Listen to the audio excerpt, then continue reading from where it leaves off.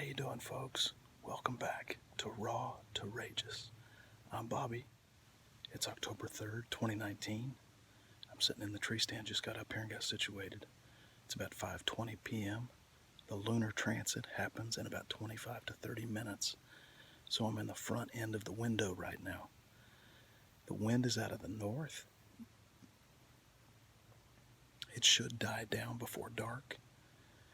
There's still a little bit of corn on the ground, so I'm kind of expecting that this is going to be a pretty good sit tonight.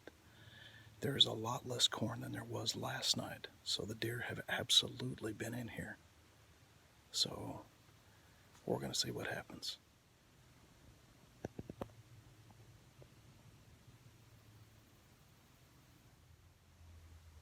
So it's 6:20 right now,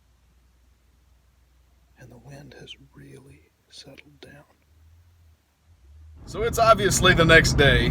It's Friday afternoon. I just got off work a little bit ago. Stopped at the local co-op to get some feed for our chickens and some dog food and a couple of things that at some point will be used for the wildlife. Corn, Milo, those sorts of things. Just trying to stock up a little bit at a time so that I've got a supply that will get me through the season, especially during the rut cycle, whenever everybody is hitting the co-op and the different stores trying to get all this feed supply, and the resources become pretty scarce. So I'm trying to plan ahead a little bit. So a little story about last night. I had that little snippet where I'm up in the tree stand and I said it was about 6:20. Well, I heard something behind me while I was doing that, and that's why I cut that thing short. Well, come to find out, there were 3 deer behind me and moving in pretty quickly as the wind died down. Those deer were on me for about 40 minutes, 30 to 40 minutes.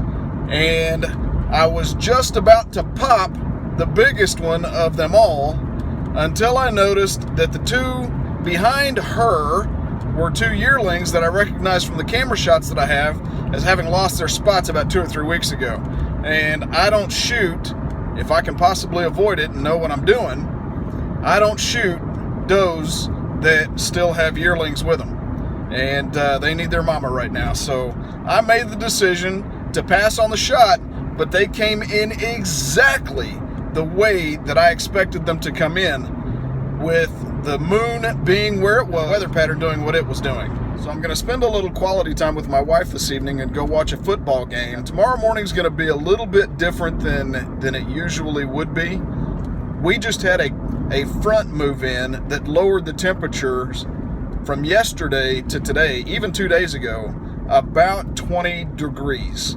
And the forecast is showing that in the next couple of days that the overnight temperature is going to drop down into the 40s when it's been in the high 60s to low 70s the last couple of days. So there's a frontal system moving through that's going to change things, weather system wise. So as far as the moon is concerned, the moon is going to be directly underneath at about 7 o'clock in the morning, and the sun is going to rise at 7:18 where I'm at.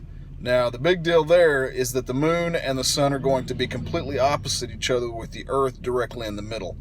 Now, that's going to dampen the overall activity level that would ordinarily be expected when the deer are passing through that underneath cycle. But I think with the weather front coming through the way that it has, with the frontal system moving through, that temporary blip is going to create enough activity and the cooler temperatures in the morning that we expect to see, that there might be some decent showing. So we're going to give that a shot, see what happens, and we'll report back to you on that. What I really hope you do is take the time to review that longer video that I posted last night of part 6 of that short series, 6-part series that I've posted over the last couple of weeks.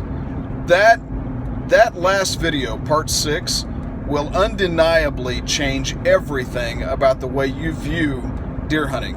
It'll impact mule deer hunting, it'll impact whitetail deer hunting, it will impact, honestly, I believe it will impact elk hunting. The really neat thing about that whole lunar modeling process is that it affects and impacts wildlife worldwide. It's not just specific to where I live or where you live, but it is, and I will call it this, It is a celestial modeling that applies to a type of animal.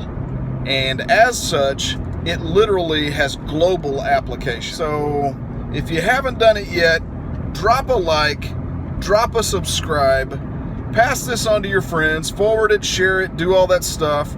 Look for these videos also coming on Instagram, where we've got a Raw to Rageous account set up, and I just need to start pushing things over there to get the circulation that we're looking for to get the word out. So at any rate, thank you so much for watching. We're going to call this one a wrap, and we'll see you next time.